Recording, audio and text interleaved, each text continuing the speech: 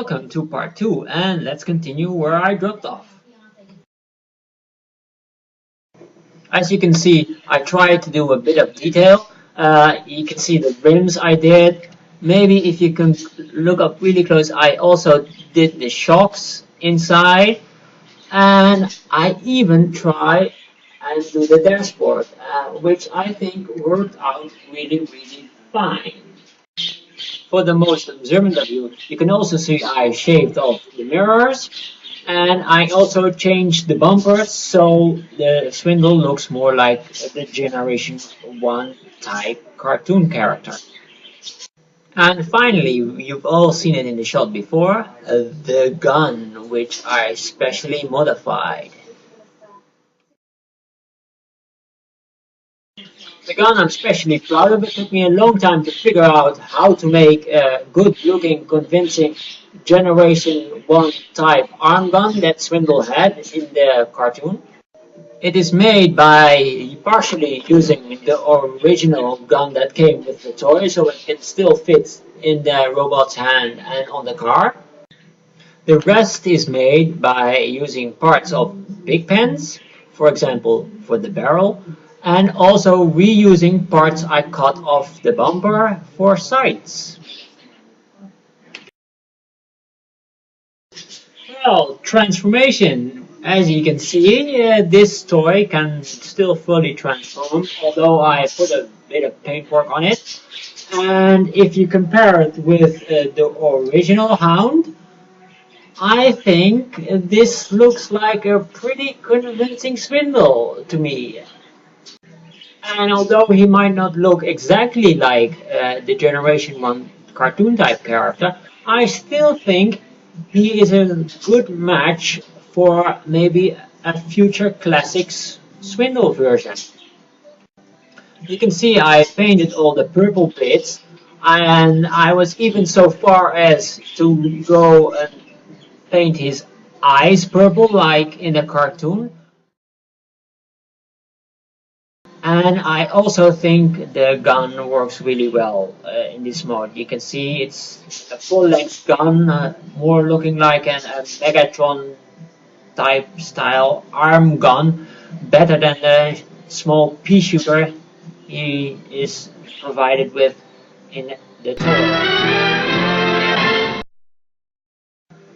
I also think that cleaning up the front by removing the bull bar bits really worked on this character.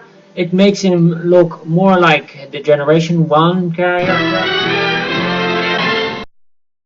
Although that is a really impossible transformation, although I've tried looking into that, and maybe if you remove the front kibble a bit, then you could bring this face down, but it would mean that you could see the hands in the car transformation.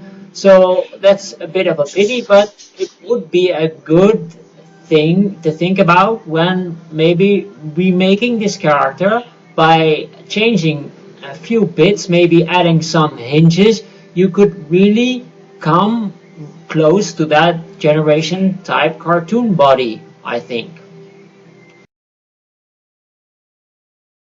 And now we come to the last part of this repaint, the Cheetor character. And as you can see, I painted the ravaged yellow and accented the silver bits with silver paint. I also made the cassette holes silver, which makes a really nice accent. And I also thought I would paint the rocket boosters on his legs silver, which really makes him jump out, I think. And to be honest, it should be done on the original Ravage toy as well. I also painted his eyes silver and the vents in his neck silver. As you can see, he can still transform into his cassette mode. And you can see that the silver accents I did really make the toy stand out in cassette mode. If you compare it to the original wreckage that came with Hound, you will see that this one looks much better than the original, I think. Well, this concludes my first video slash review slash repaint. I hope you guys liked it. I hope you guys will give me some good feedback on this, because I would really like your opinion on what I did. Yes, this transformer doesn't have any transformer logos yet, and I was thinking of going maybe to retro labels and getting some, but I haven't done it yet.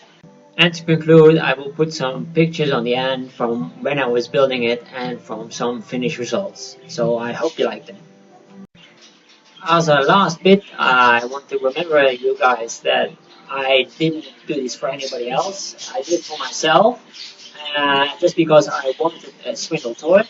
And I know people can do better than me, and hopefully there will be other swindles out there now. But as far as I know, I like it. I think for an 11-day paint job, it's a good paint job for what I could provide. And I'm satisfied with the toy as far as I can be. It would be nice if there would be another person that could make me maybe a better one, maybe somebody that has a spray booth or something like that, but I don't have that. So I did it all by hand and by just using paintbrushes, etc. And well, like I said, I'm happy with it, and I hope you guys will be happy with it too, because as far as I know, this is the best swindle out there. Thank you very much. This is the Birdman signing out, and maybe until next time.